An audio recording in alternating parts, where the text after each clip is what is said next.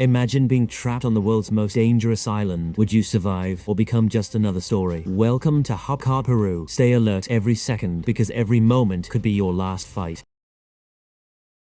The story begins with Frank Morris, a notorious criminal being sent to a high-security prison called Alcatraz. Alcatraz stood alone, a fortress in the middle of the sea, a place no prisoner had ever escaped from. But Frank, he was famous for breaking out. He had escaped countless prisons before, yet escaping Alcatraz, no one had even dared to think it possible. From the very first day, Frank's mind was already racing with plans, strategies that would serve him in the days to come. As soon as he arrived, Frank was thoroughly searched, every inch, every pocket examined. Then he was escorted to his cell. This would be the place where he would spend the rest of his sentence. The next morning, during breakfast, Frank met an elderly inmate named Litmus, who had a pet rat. Their conversation started casually, but Frank's attention kept drifting to another inmate, Wolf, who openly tried to provoke him. Frank ignored the taunts, focusing instead on the quiet exchange with Litmus. A short while later, he was summoned to Warden's office for a briefing. Before stepping in, Frank carefully studied the room, noting every security measure, every possible escape route. In his mind, he decided nothing would stand in his way. Warden stared him down, his voice cold. Warning, don't even try to escape. Countless men like you have come and gone. None succeeded. But as Warden lectured, Frank's eyes caught a small glimmer, a nail clipper on the desk. It was tiny, almost insignificant, yet Frank knew that in a place like Alcatraz, even the smallest object could become a key, and he felt it immediately. Every small item could play a critical role in his plan. Back in his cell, he hid the nail clipper inside a Bible. Safe, invisible, perfect. Later, during a group shower, Wolf approached again, trying once more to provoke Frank. This time, Frank didn't ignore him. He grabbed Wolf, striking him back, his actions sending a clear message. From that moment on, Frank earned a reputation inside the prison. No one dared to mess with him. Gradually, the prison library became Frank's second home, a place of quiet and strategy. There, he met the librarian, English. Through English's experience and Frank's patience, they formed an unspoken understanding. English himself was serving a life sentence, his hopes of leaving gone, leaving only books to occupy his mind. Frank realized then that knowledge, books, they were not just an escape from boredom, but essential tools for the escape he was planning. Frank and English both had a deep love for history books. That shared passion quickly forged a strong friendship between them. Around this time, Frank met an inmate called Doc, a remarkable artist who spent most of his time painting. Doc believed that anyone could lose their mind in a place like Alcatraz, but painting had kept his mind sharp, intact. Frank noticed Doc's art was preserving the strength inside him. That evening, a guard mentioned a carpenter job, one that paid 15 cents per hour for meticulous work. But trouble was looming for Frank. One day, when all the inmates were out of their cells, Wolf returned, this time with a weapon, intent on attacking Frank. Yet Frank reacted instantly, guided by experience and sharp instinct. At the critical moment, Doc intervened, alerting Frank just in time. Using his jacket, Frank deflected the attack. A fight erupted between Frank and Wolf. Chaotic, brutal. When guards tried to intervene, Wolf even lunged at them. Frank decided then he would never back down. Both of them were sent to D-Block solitary confinement. Solitary was a cage, a place no prisoner wanted to enter. Now, Frank was there, only to protect himself. Anger burned inside him, yet he vowed that even here, he would not abandon his plan. 2 weeks passed. When he was finally released, Litmus sent him a welcome note carried by his pet rat, a small gesture of camaraderie. Soon after, Frank befriended his neighbor, Charlie, serving a long sentence for a major theft. Charlie confided, "The regret of crossing boards, so now we know the days we've come." Frank realized Charlie's insights could be invaluable for his own plan. During his rounds, he saw his own portrait in an inmate's cell, a painting he had liked at first glance. But in the next second, he ordered all of Doc's paintings removed from the prison. The decision shattered Doc. Without his art, he felt utterly helpless. Doc survived only through his paintings. Every stroke mattered to him. Frank tried countless times to console him. "It's okay, brother. It's just a painting. We still got to live." But Doc could not escape the shock. One day, during a shift, Doc cut 3 fingers, an act of defiance against the warden. Frank saw it. Those wounds symbolized Doc's courage and stubbornness. The guards immediately sent for doctors. Meanwhile, Frank stood silently, watching Doc, observing, understanding. That night, in his cell, Frank noticed a cockroach crawling for a vent. A spark of realization hit him. Maybe this vent led to a hidden exit. English later explained the warden had removed Doc's paintings simply because he didn't like his portrait. Frank, calm and patient, decided not a single small detail could stop him. During the next meal, Frank met 2 brothers, John and Clarence, who recognized him from a previous prison encounter. During their conversation, Frank noted every word, every detail about Alcatraz. He knew every piece of information could be vital for success. They were talking how escaping this prison was impossible, surrounded on all sides by water, doomed to spend their lives lives within these walls. But that conversation planted a seed in Frank's mind, a spark of a new idea. He wanted to be the first man to escape Alcatraz. That night, he carefully considered every tiny aspect of his plan, every detail mapped out in his mind. Later, using the nail clipper he had stolen from the warden's office, he began chipping away at the cement around his cell's grill. Whenever he heard the guard's footsteps approaching, he would quickly hide the clipper in his Bible and pretend to read, ensuring no suspicion would fall on him. Frank understood every precaution was a key to success. Over time, his efforts began to show results, the cement around the grill slowly weakening. Meanwhile, during visiting hours, English and Charlie went to see their families. "I will not," cried James. "I want to go back to my town." English hesitated, speaking to his daughter, realizing how much distance had changed them both. His daughter had grown, and he deeply regretted missing her childhood. During her visit, Charlie learned about his elderly mother's worsening health. The doctor said she had only months left. This news ignited a burning desire in Charlie to escape Alcatraz. The next morning, over breakfast, Frank shared his escape plan with John and Charlie. He explained that every small step would be critical to the larger plan. Frank noted how the salt water and harsh winds had weakened the prison structure. With careful chiseling, they could remove ventilation grills, and through those, reach the pipelines to escape. The only obstacle left, crossing the waters. Frank suggested a solution. Clarence worked in the prison's clothing department. He could discreetly gather raincoats and some rubberized cement to aid their escape. Frank's confidence and patience inspired them all. "I can make lifeboats, life jackets, trust me," he said. The plan resonated with everyone, and together they vowed that no obstacle would stop them. Decision made, Frank returned to his cell, chiseling at the cement as he did every day. This time, Charlie was there, watching from his own cell, ensuring no guard noticed their actions. Frank thought every day of work was bringing them closer to freedom. Progress was slow. The nail clipper was tiny, dull, each stroke demanding strength and patience. Frank's hands were cut and raw, the pain gnawed at him. Charlie decided to help, hoping to speed up the work safely. The next morning, he told the others about the challenge. They realized they needed a stronger tool, a more powerful weapon. Then, Frank's eyes fell on his spoon. An idea struck. He rubbed it against his shoe until it looked dirty, then called a guard over, complaining about the spoon. Others joined in, requesting a replacement. Frank noticed every small step was moving them closer to the main goal. The guard saw no issue and replaced the spoon without hesitation. And just as they prepared to continue, at the desk, John distracted the guard, weaving words to hold his attention. Taking advantage of the moment, Frank slipped an extra spoon into his pocket. But that wasn't enough. He traded 20 days worth of sweets with Litmus, gathering the rest of the materials he needed. That night, Frank melted the spoon, combining it with the nail clipper and coins, crafting a new tool, far more effective than the nail clipper alone. He realized a small but clever adjustment could bring great success. As he worked on the cement late that night, a guard appeared unexpectedly. Charlie didn't notice at first, but luck was on their side. English quickly intervened, distracting the guard. Charlie seized the moment, landing a punch on the bars, alerting Frank just in time. Frank saw it clearly. Teamwork could avert any danger. With a signal, he hid all the materials. They had survived, but Frank now understood he could never trust Charlie completely. In the following days, he noticed that some screws in the grills were tightened, too tight to remove. A new tool would be necessary. Frank decided caution at every step was his shield. Whenever he had a chance to step outside, Frank quietly discarded the chipped cement from the grill. At the carpenter's shop, he secretly crafted a small tool. Getting it out was another challenge, the metal detector. He held a piece of rusted iron in his hand. When the alarm rang, he handed the decayed metal to the guard, while the real tool stayed hidden in his shoe. Back in his cell, he used the tool to loosen the grill, revealing the pipeline network beyond. Perhaps this could be their path of freedom, but Frank knew more planning was needed. They decided to create a fake head, a decoy to fool the guards. Every small detail would now be part of the plan. They immediately started gathering materials. John collected hair from the barber shop, Charlie handled the paint, Frank, with English, gathered newspapers. Every move was deliberate, every step carefully prepared. With the materials ready, Frank went to work. First, he mixed the newspapers with cement from the wall, creating the structure of a human skull. They would paint it, attach hair, and use it to fool the guards. To strengthen the plan, Charlie crafted fake grills, identical to the originals, to replace the ones they removed during the escape. Frank saw it clearly. Every fake element made the plan stronger. One night, Frank decided to go up alone. He used the fake skull and grills as a cover, but upon reaching the pipeline, he found a locked iron door, impossible to open alone. At that exact moment, a guard was making his rounds. As he approached Frank's cell, suspicion flickered, but somehow they slipped through. The close call made them realize the plan needed adjustments. The next morning, Frank and Charlie discussed the previous night's near disaster. Meanwhile, John and Clarence decided from now on, every step must be executed with absolute caution. They had each crafted their fake skulls, and with that, they agreed to move forward with the plan. That night, John and Charlie approached the iron door again, helping each other inch closer until they reached it. Grasping it, they realized they could cut through it, but it would require advanced tools. Frank understood the right tool at the right time was the key to success. The next day, during music class, Charlie's eyes caught an old fan. An idea struck. It could be used as a tool. He traded all of his share of sweets with Litmus to get get it. Every small detail was now part of the plan, a testament to their ingenuity. To smuggle the fan out, Charlie hid it inside an instrument box, and they got it out without notice. Once it reached Frank, he immediately began converting it into a tool. That night, they returned to the iron door, and using the new tool, they cut through it. Noise echoed. Guards heard it, but without overthinking, they ignored it. The team realized patience and caution led to success. The path was set. That Tuesday night, they resolved to escape from the world's most secure prison, Alcatraz. But Tuesday morning, during breakfast, Frank placed a flower on the table in memory of Doc. The warden noticed immediately and crushed it, reminding Frank of the prison's strict rules. Even small events, Frank realized, could test mental strength. Litmus was the angriest and lunged at the warden, but suddenly a heart attack struck him and he collapsed. Later, the warden searched Frank's cell, found nothing, and in anger ordered the cells of Charlie and Frank swapped. The team knew every step had to be cautious. Meanwhile, Wolf had been released from solitary confinement, ready to strike Frank again, but English intercepted him just in time. That night, Frank, John, Charlie, and Clarence met at the pipe, each member relying on every ounce of courage and mental focus. The decision was made, but at the last moment, Charlie panicked. He chose not to take part in the plan. The other three moved forward, executing every step precisely. Before Charlie, his dream of freedom seemed to slip away. Meanwhile, Frank, John, and Clarence climbed to the roof, evading the searchlights. Charlie finally decided to commit, racing along the pipeline toward the iron door. But alone, he couldn't pass it. Fear, he realized, could stop a man. Still, he found courage. Across the roof, Frank, John, and Clarence avoided the searchlights